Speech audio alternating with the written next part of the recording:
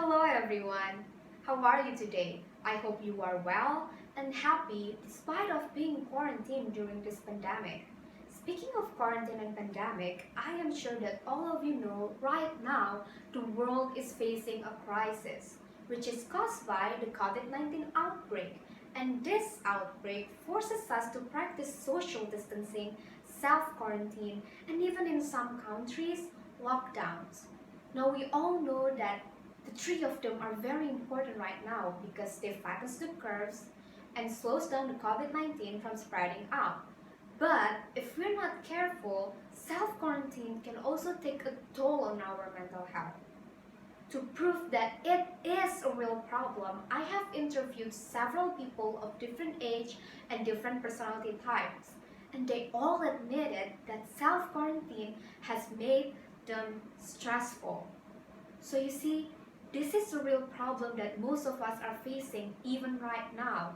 We have to do something about it, and we need to talk about this matter seriously.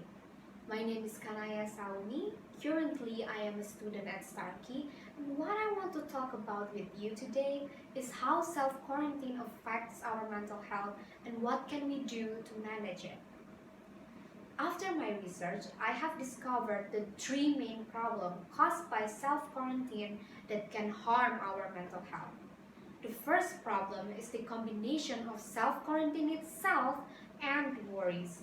Self-quarantine for a long time can make you feel lonely at some point.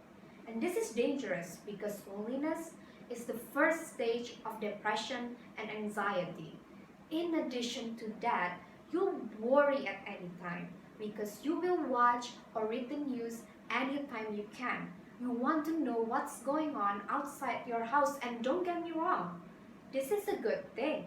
It means you care about what is happening around you. However, keep this in mind. Worrying too much can worsen your mental health by stressing you out. The second problem that I've noticed is boredom. I know, it seems trivial. I'm bored. What can possibly go wrong, right?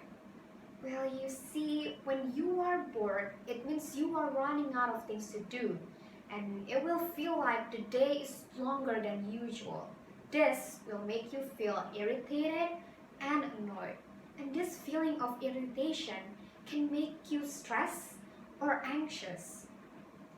The last problem is the uncertainty and interrupted routines, especially for those who are in college or currently working. The sudden pandemic requires strict social distancing and self-quarantine, which can bring a feeling of uncertainty to their future or career. This will make them feel panic, stressed, and anxious. Plus, they will have a sudden break in their routine, which undoubtedly bring more stress to them. So what can we do to cope with all of this problem?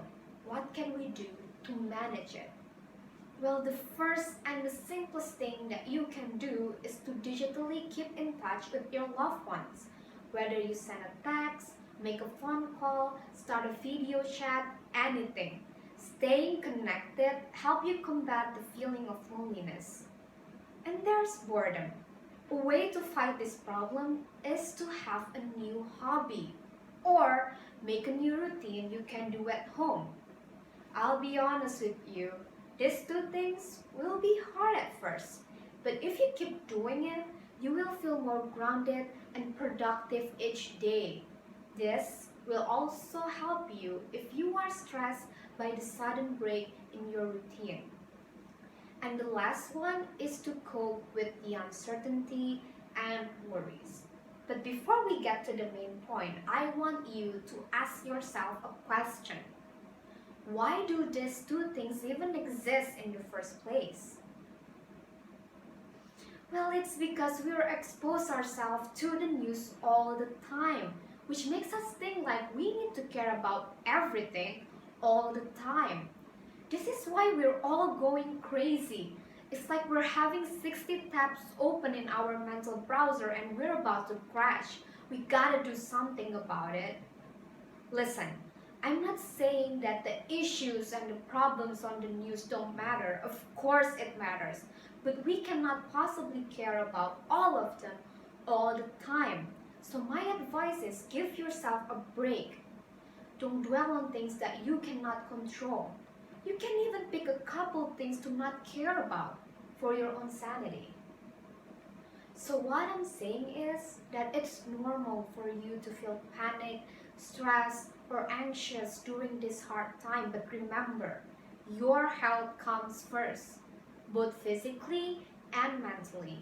So if you ever feel that way, try to digitally keep in touch with your loved ones. Start having a new hobby or make a new routine you can do at home. But most importantly, give yourself a break. You deserve it. And if you ever need help, help will always be out there for you. You can always contact a professional psychiatrist. You can always talk about your feelings and burden to your family, friends, even if it's just someone you admire. I promise you that they will be there for you and you will get through this. I think that's all that I could tell you for today. Thank you for your attention. Stay safe and healthy, everyone.